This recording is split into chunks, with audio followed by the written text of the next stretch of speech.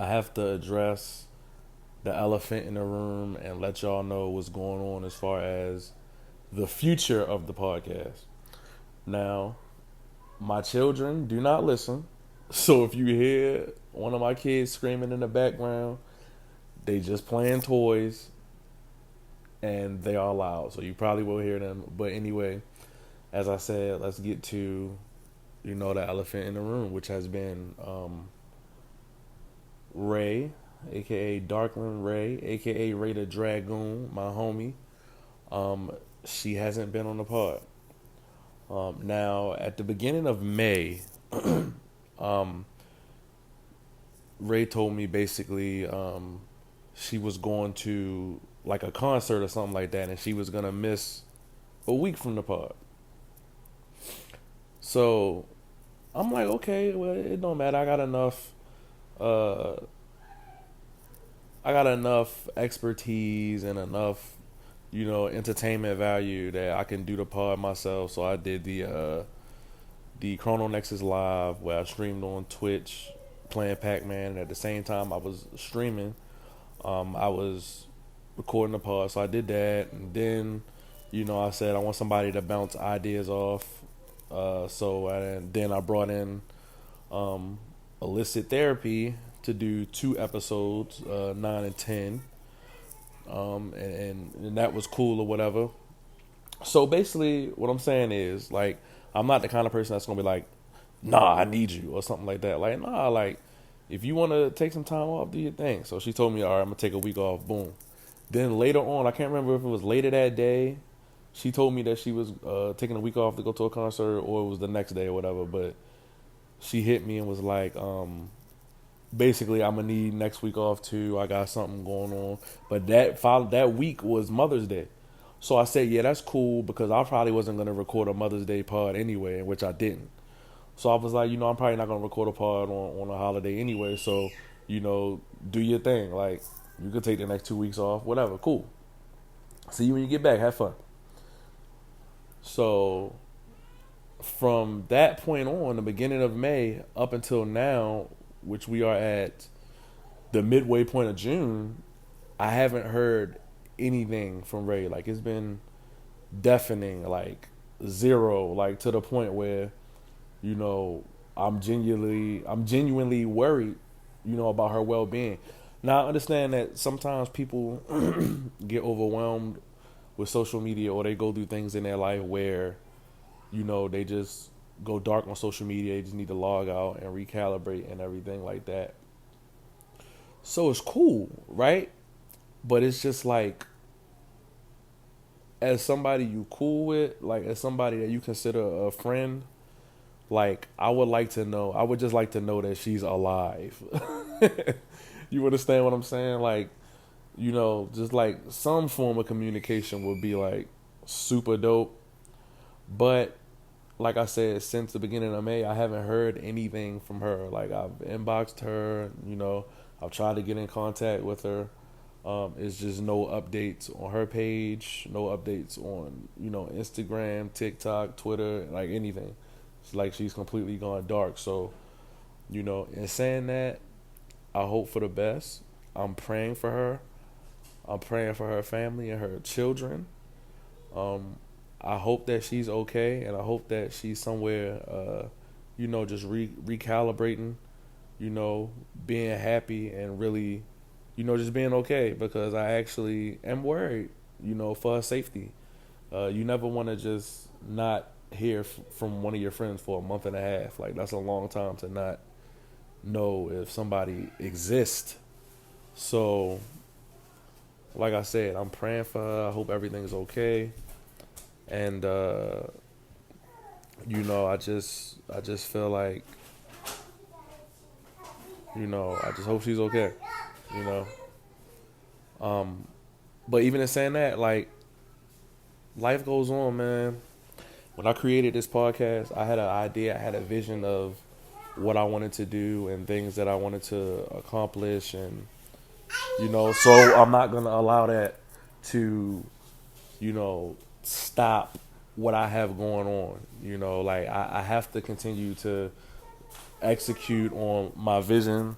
I have to continue to be consistent. I have to continue to, work hard and dedicate myself to, providing the best experience for, the fans of the pod, and the people that listen to the pod, and the people that come for me for gaming news and for my gaming takes. Like, I can't stop, because my co-host is, no longer, available. So I have a new co-host, which y'all will see next week. Is very dope what we're doing and what we're looking to deliver. As far as just having fun. Again, this is somebody that I'm cool with, somebody that I really vibe with, and somebody that I think that I have good chemistry with. So it'll be fun, man. It'll really be fun, but it's going to go forward. Episodes every week, doing our thing. ChronoNexus is going to be like stronger than ever. We on the up and up. This is just the first season, so listen, I want to thank everybody. We about to get to the games, but I just want to take this time to give everybody an update, tell y'all about the future of ChronoNexus. Excuse me. We ain't going nowhere. The pod ain't going nowhere. I'm going to keep dropping heat. We're going to keep doing our thing, and make sure y'all subscribe to YouTube 299 Gaming and follow me on Twitter 299 Gaming. We really going to get it cracking. But without further ado, let's get to the games. We're going to take a quick break. We're going to pay some bills. We're going to get to the games. Let's get it. All right, man. Let's talk about Summer Games Fest. It might be some overlap because some of the games overlap between, Summer Games Fest, Ubisoft Forward, and the Xbox Game Showcase. So there may be some slight overlap. But don't worry. You know what I'm saying? We're going to get straight into it. All right. And I'm only going to talk about the stuff that excited me or that I'm personally excited for. Because I feel like if I'm not interested in a game, I'm not going to be negative towards a game. I'm not going to talk shit about the game. I'm just not going to be interested in, I'm moving on with my life to talk about stuff that I am interested in. That's where a lot of people get it, fucked up, is they feel like, oh, I'm not interested in the game, so I got to bash the game. Like, nah, if you ain't interested, don't fucking talk about it. I'm not going to waste my time talking about nothing I'm not interested in. So without further ado, let's get into the Prince of Persia Lost Crown controversy. So in this trailer, they went back to 2D Prince of Persia, but with more action. I actually think it looks pretty good. I'm not a big 2D side-scroller guy unless it's Sonic. But I thought this game looked pretty good. I thought the graphics looked pretty good. The combat was pretty good. The animations look good. The enemies look good. But, of course, it was controversial. It had a lot of dislikes. Most of the videos had way more dislikes than they had likes. And most of the discourse is based around the fact that the main character has dreads. And it was hip-hop music in the trailer. So you already know how that's going to go. I don't even really got to explain it to you. As soon as you see, something that's semi-black, or as soon as you hear anything black, woke, it's woke. You know what I'm saying? You know how these dudes do, how these clowns do. If you see a black person or a minority in anything, any way, shape, or form, even if the person is not black, but they have a black hairstyle, such is the case of the Prince of Persia Lost Crown. It's woke. We don't like it. It's woke. So that was pretty much the controversy.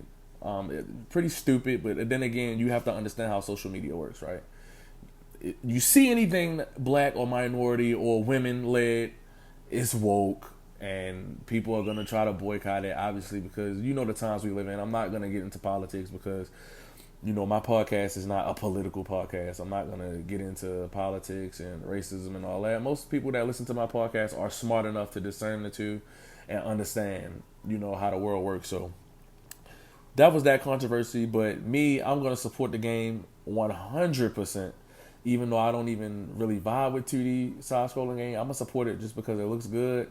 And then I also root for the underdog. Like, everybody hating on a product for a stupid reason, I'm going to go out and I'm going to spend my money. If they have a collector's edition, I'm going to buy the collector's edition. If they have a physical, I'm going to go to the store and get the physical. If they don't have a physical, I'm going to, pre-order the digital version. So I'm going to fuck with the game. It looked good. It looked pretty good.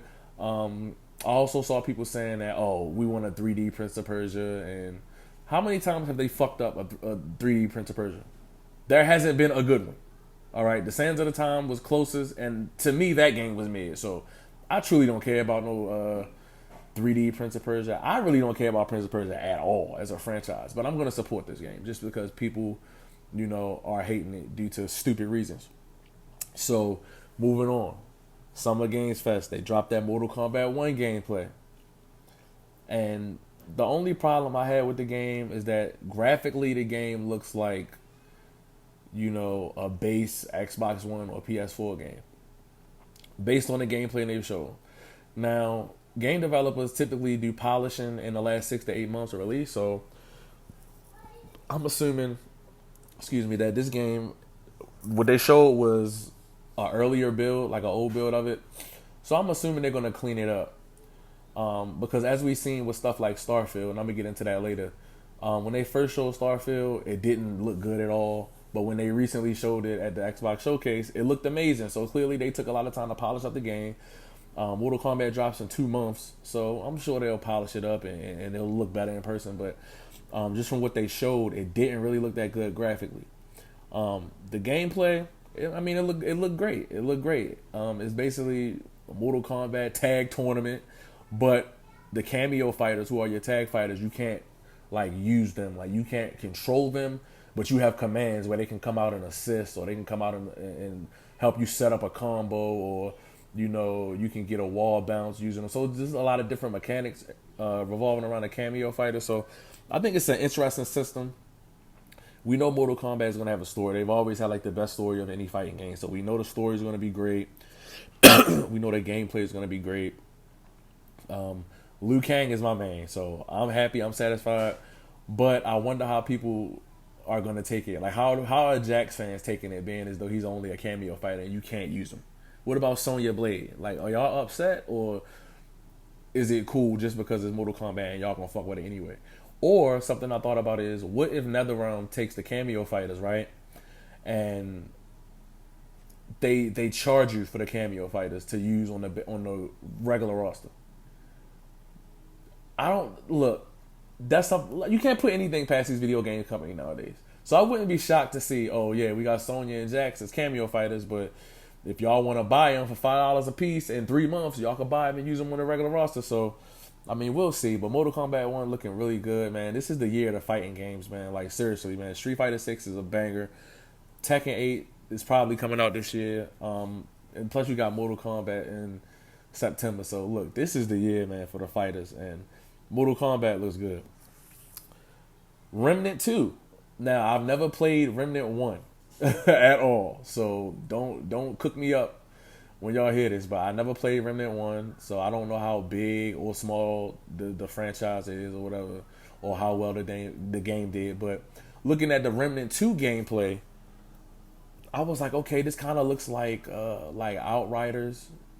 Basically, it looks like a darker Outriders, and I actually liked Outriders. I thought it was a fun game to play through with my homeboy Speed Freak. Shout out to Speed Freak, man. We beat that game in a day and a half. We sat down and really played that motherfucker all day, and we had the time of our lives. Boy, that game was so fun. But so I get the same kind of vibes. You feel me? Nothing spectacular, but it just looks fun. Fun shooting, with your friends, advancing through the campaign. So I'm probably gonna pick that up. I want to see a little bit more about how the gameplay loot works, the mission structure, whether the game has looting or whether it's just a story-based shooter, all the modes in the game. So I'm going to do my homework on that, but that game looks really good, and I'm very interested in that game. Sonic Superstars. So y'all know that Sonic is one of my favorite franchises of all time. I grew up on Sonic. My daddy had Sonic on the Sega Genesis. That was my joint. I used to play Sonic all the time. Recently with Sonic Frontiers, I loved it. I thought it was the best Sonic game since Adventure 1. So to see Sonic Superstars, where they're going back to 2D Sonic, but it has up to 4-player drop-in, drop-out co-op throughout the whole game.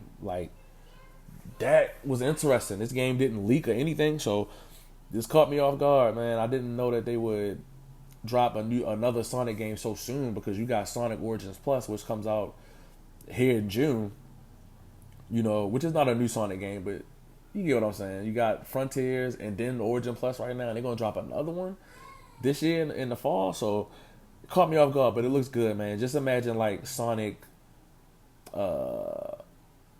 what's the easiest way to explain it? Like, imagine like Sonic Generations with a 4-player drop in, drop out co-op. That's the easiest way to put it. The game looks great. I'm definitely buying it on day one. I hope it has a physical. Now they showed Liza P, which we knew that Liza P is coming to Game Pass day one, but in showing Liza P, they shadow dropped the demo. So as soon as Summer Game Fest was over, I go to the demo. I turn on my PlayStation. I download the demo. I play it. I'm not buying Liza P. Probably not even going to play it on Game Pass. And it's not that the game is bad. It's just that the game is like more of the same. You get what I'm saying? Like at this point, I'm fatigued of Souls games. Like at this point, do something different. Liza P is literally Bloodborne aesthetic, but with a new take on the story of Pinocchio. Like it's just the same thing over and over and over and over, and I'm burnt out on the formula. So for me, I thought it was a good game, but I'm not gonna buy it or play it on Game Pass. Excuse me, just because it's like the same thing that we've been playing for years now. So anybody that hasn't played the Liza P demo, go check it out. Sandland.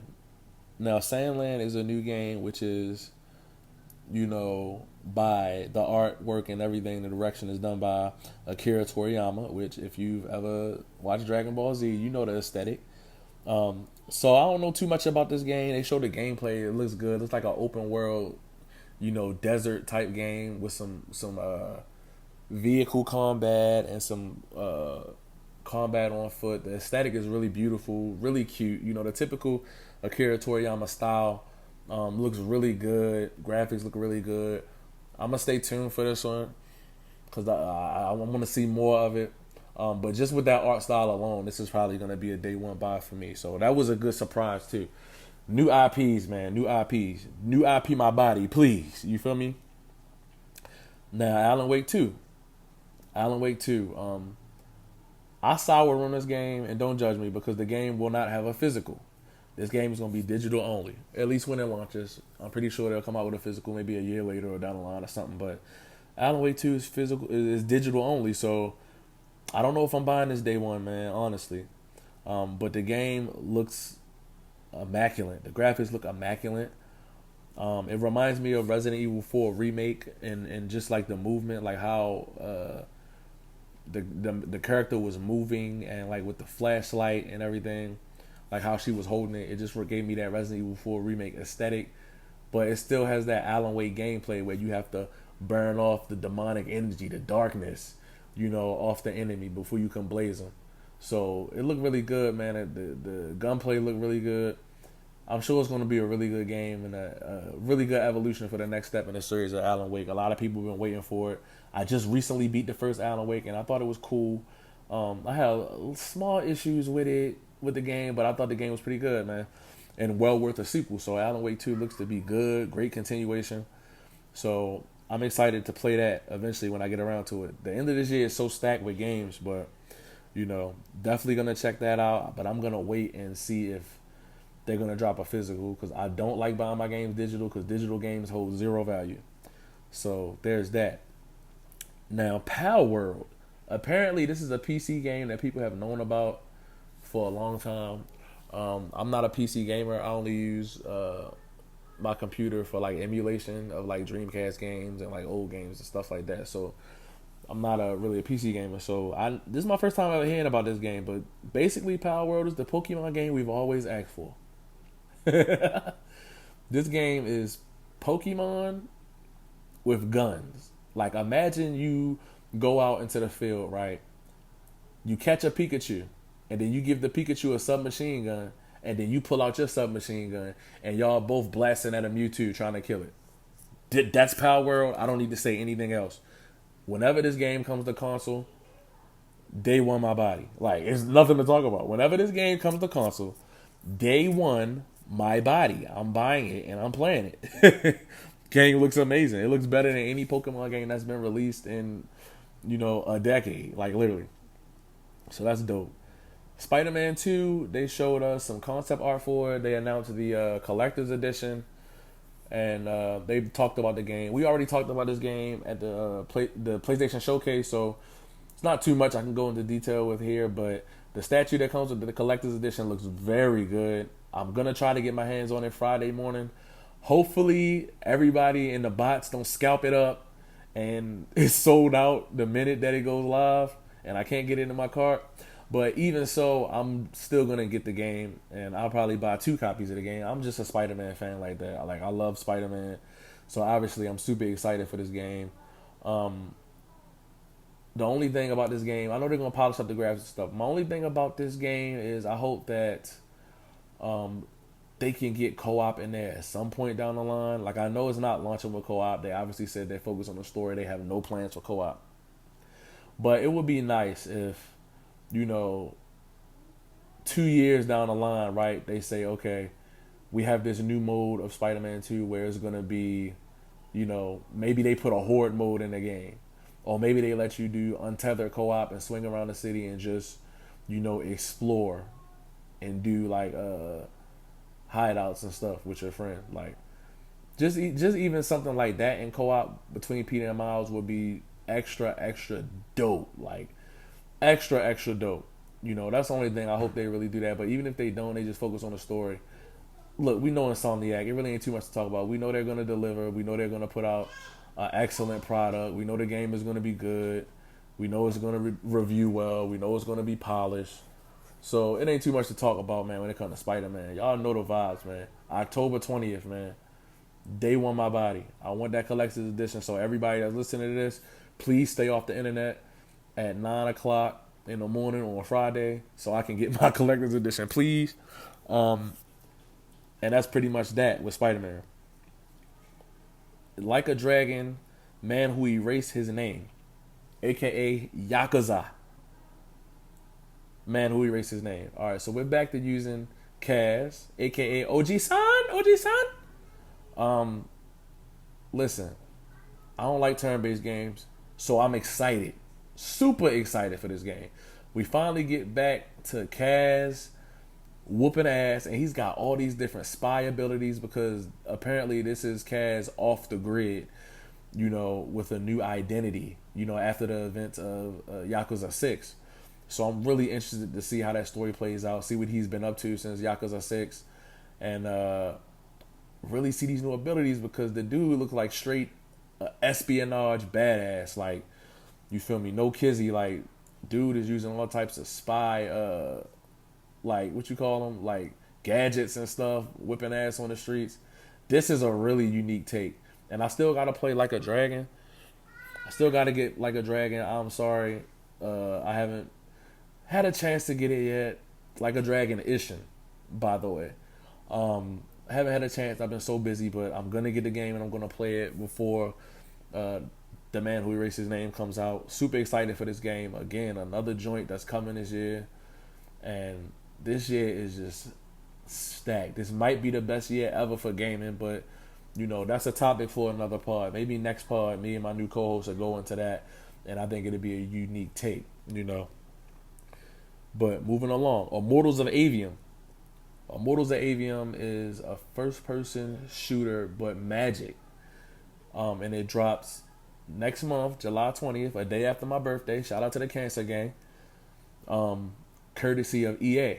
Single player. So just imagine, most people would say it's Call of Duty with magic. So just imagine a first person. The way I like to describe it, it's a first person Doctor Strange game. And that's it. It's a first person Doctor Strange game. The game looks amazing. I really would like to see more based on the mission structure and if it has like any overworlds, anything like that. But I'm gonna have the game day one. It's gonna be my personal birthday present. I'm gonna lock in and I'm gonna enjoy that game. And the reason I'm excited for it is because we need new IPs. We don't need 10,100 remakes. We don't need 10,100 sequels. It's cool if some new IPs drop. But, excuse me, I understand that new IPs, for the most part, tend to not sell well. So I understand the business aspect of why we don't get a bunch of new IPs. But please, if I'm being biased, I would like new IPs. Let me get a sip of water. Listen, I really do this for the people. I do this, for the gaming community because I'm a hardcore gamer and I love video games. So Most of the time when y'all listen to the pod, there is no editing involved because I'm just giving you just my thoughts and from straight from my mind off the cuff. I don't write no scripts, none of that. We just see games and we talk about games, and that's what we do. Let me sip the water. You feel me?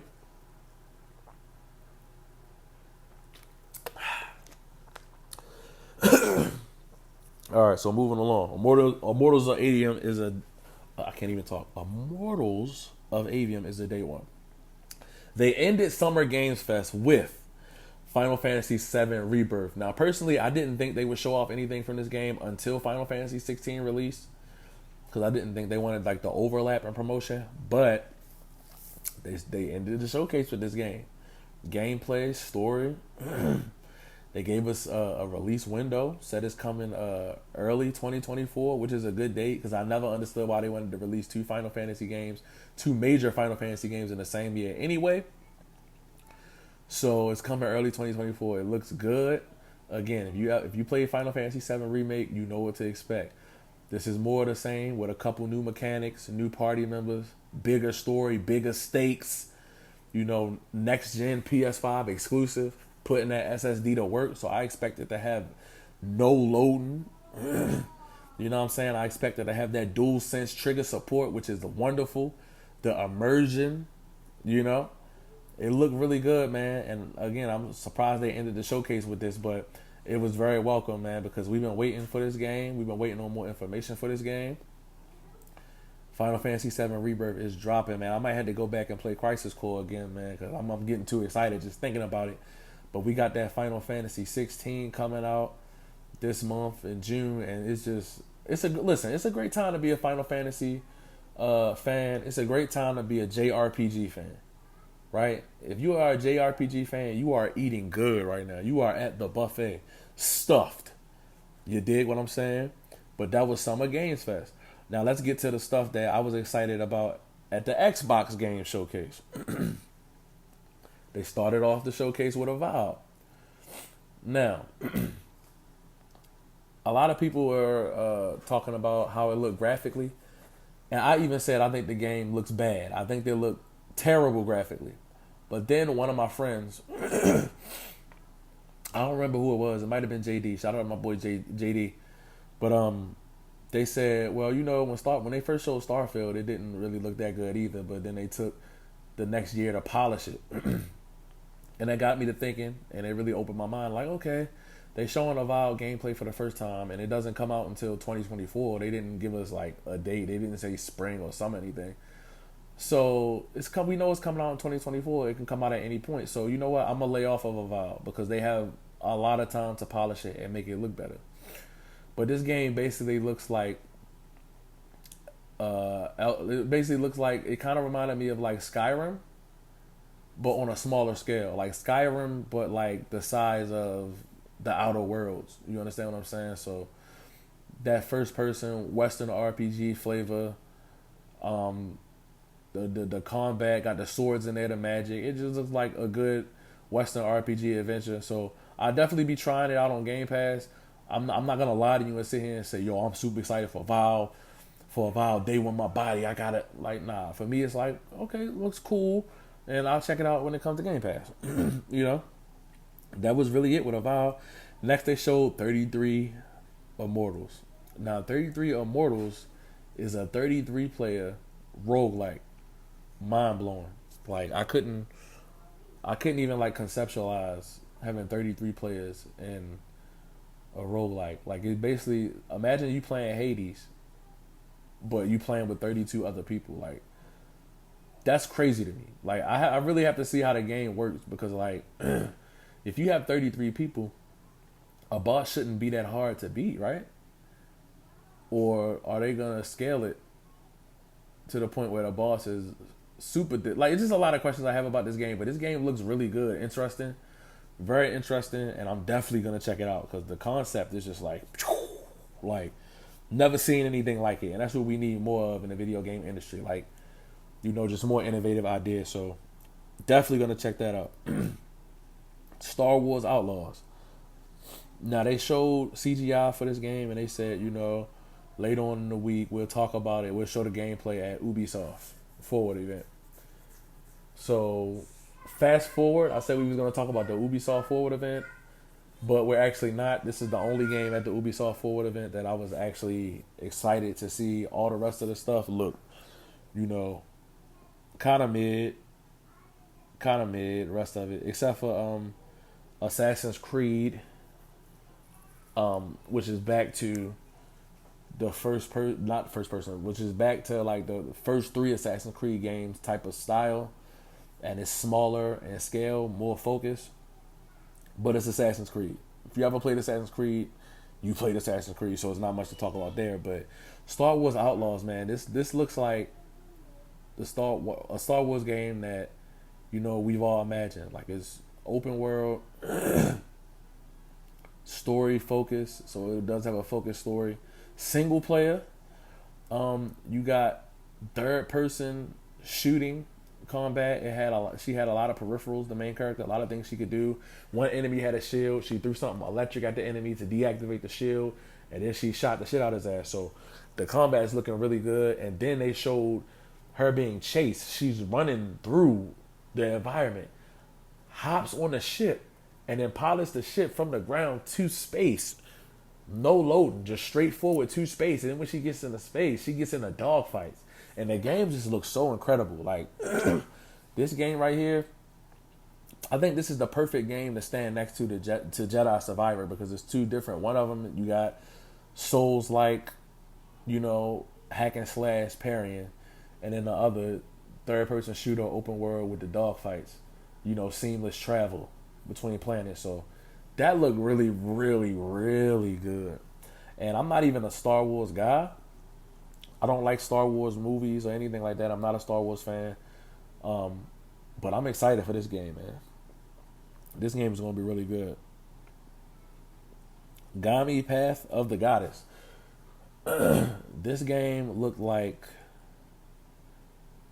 What does this game look like to me? Like, it's kind of hard to explain it. It kind of reminded me of, like, a Dynasty Warriors vibe, but more focused. Whereas though you're not just roaming all around a big empty map killing 1,000 enemies. And then the game has multiplayer. So overall, I would tell y'all to go check this one out. It's really hard to describe this game, but go check it out. It's definitely on my list, and I'm definitely super excited for it. It looks really good. Dungeons of Hinterberg.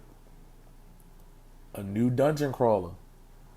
Day one Game Pass. This game looks really good. This was right up my alley of like JRPGs, like what I usually play.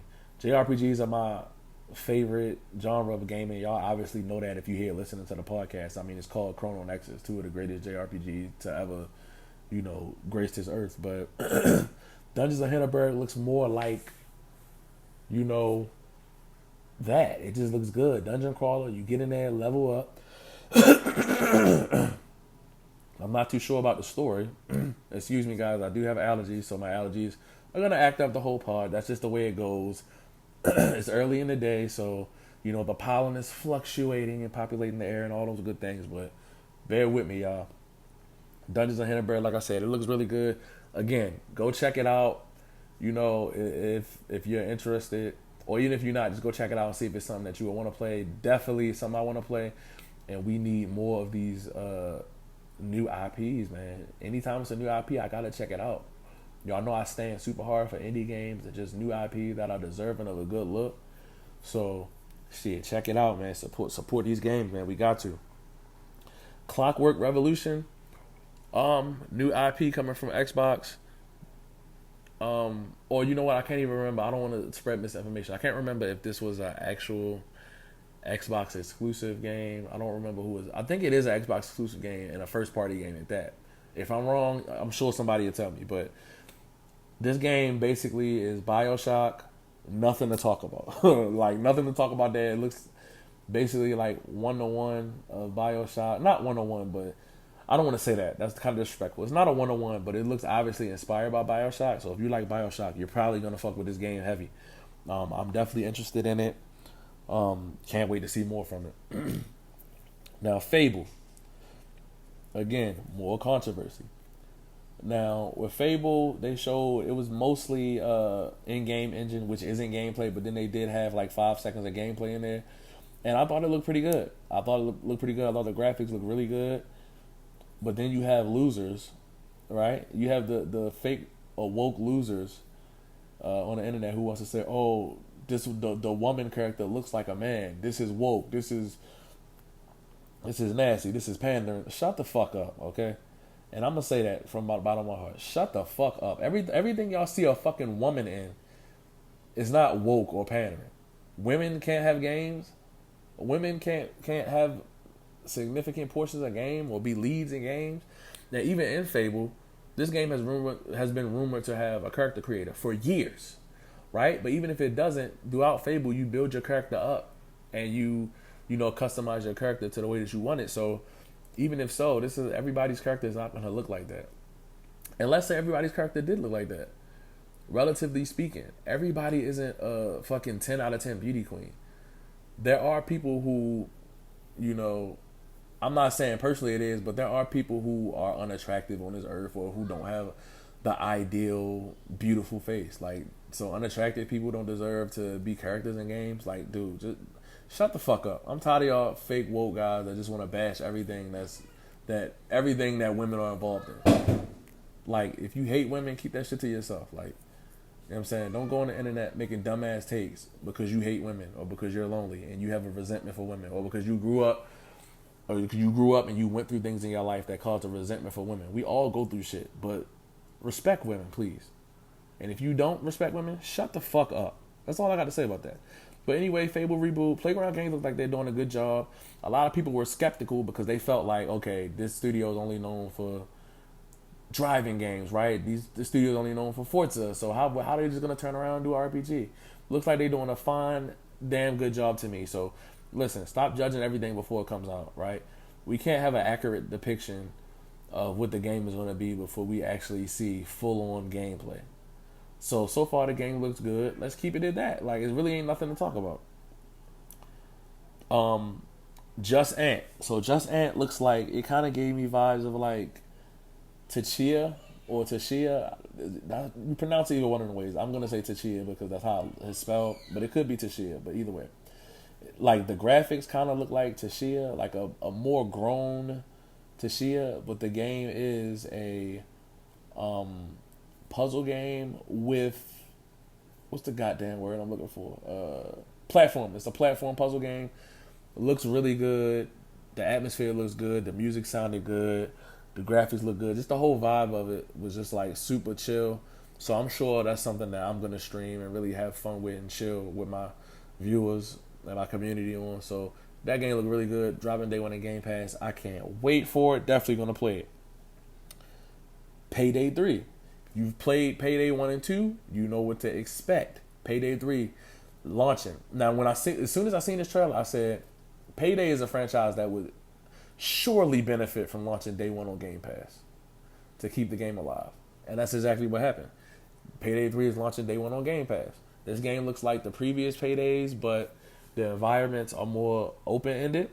And also, it's got some of that movement in there where you sliding, sprinting and sliding and jumping. Like, it looked good, man. It's basically Payday with Call of Duty movement. I think that is an evolution the series definitely needed to keep it alive, man, because the other two games died fairly quickly. But I think launching on day one on Game Pass and also having more modern movement, I think it's going to do this game very well. So I look forward to playing this game with you guys. I want to play it with the community. It's on Game Pass, so everybody has no excuse. But it looked good. Now, the last game they showed, obviously, was Starfield. Starfield looks a lot better than it did when they showed it last year. Like, the graphics look much better. The gameplay, the combat look much better. The only thing that I'm cautious of is I want to see, like, the gameplay loop. Because, like, it's a difference between, like, just for me personally, and this is for me personally. A lot of people could look at the game and say, look, this is a 10 out of 10 for me. I'm going to love every single second and everything about this game. But for me personally, I like the gameplay that keeps me engaged and keep me doing something. Like, if they have it, for instance, where as though I go to a planet, I talk to an NPC, right? Then I got to go somewhere and talk to another NPC, right? Then I have to go to open area and harvest, 30 materials, right? Then after I harvest the materials, I have to get back on my ship and drop off the materials. Then once I drop off the materials, I get into a gunfight. Then the mission is over. If it's that style gameplay, I'm not gonna like it. What I'm looking for in Starfield, I want this game to be a true representative of everybody has the choice of what they want to do. If you want to take it slow, talk to a bunch of NPCs and harvest and explore all the planets, you should be able to do that. Me personally, if I want to go talk to an NPC, get my quest, and then go invade an enemy hideout or a laboratory, kill everybody, and then go back to the next mission and do the same thing, that's what I want to do. I don't want to do a bunch of harvesting and a bunch of looting and a bunch of talking to enemies, right? Because that's the reason why I dropped Fallout 4. To me, it was just too much nonsense in between the actual action of the game. When I'm playing a first-person game, get me to the action. Like Morals of Avium, that's a first-person game. Everything I've seen up until this point in that game, straight action. You know what I'm saying? I know Starfield is big, open-ended, and expansive, but I just want the option for people who don't care about all the harvesting and traveling the planets and flying, all of that. Let us just go through the main campaign, do the missions, and move on to the next mission. So that's the only thing I hope as far as the actual game. But as far as everything else, the graphics, the gameplay, the gunplay, the customization, I think it all looks great, man. I think Starfield is setting up to be the Skyrim of this generation. I think it can possibly be a generational game. But we just have to see more in terms of the mission structure. But even if they don't show us more, the game is launching in a couple of months. It comes out September 6th, so it'll be here fairly shortly. Like, even before we know it, the game will be here and we'll be playing it. We'll have it in our hands. We'll be able to judge it and really see, like, the extent of freedom and creativity they allow for everybody who plays these games in a different way. So, that's going to be cool to see. But that was both of the showcases, man. Like I said, Ubisoft ain't too much to talk about. They show Assassin's Creed Mirage. Did I say Assassin's Creed? That's terrible if I did say that. But they showed Assassin's I'm about to say it again. Assassin's Creed Mirage. And it looked like, a graphically updated Assassin's Creed 2, which is good. And it's also a budget game. It's only $49.99, so that's also good. So I think it'll be a good Assassin's Creed game to have because it's not going to be fucking 200 hours like the last one, And, the Ubisoft event, it was only Star Wars that I was looking forward to seeing, and I was not disappointed. So with that being said, man, listen, ChronoNexus Season 2, Episode 1 is next week.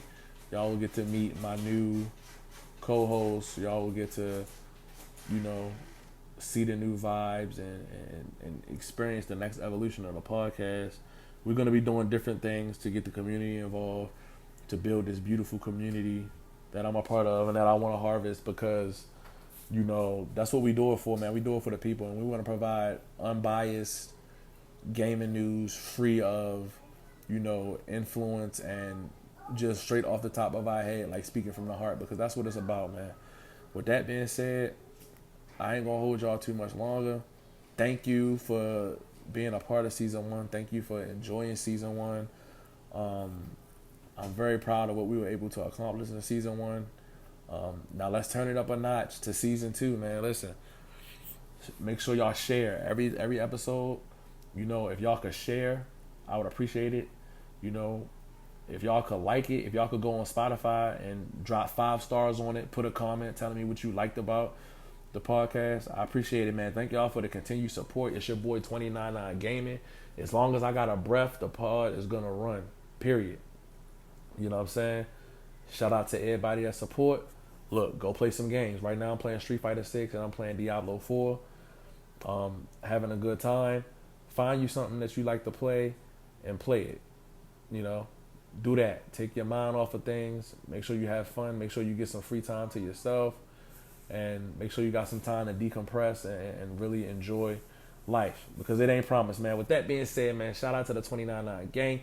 Follow me on Twitter, 299 Gaming. That's 2099 GAMING. Follow me on YouTube, 299 Gaming. Follow me on TikTok, 299 Gaming. Follow me on Facebook, 299 Gaming. Follow me everywhere. Follow me on Twitch, 299 Gaming. I stream every week. I got a dope community. We have a lot of fun, a lot of good laughs, and we be vibing. So you already know what it is, man. Shout out to everybody. Thank you for supporting season 1. I'm going to let y'all go, man. Chrono next.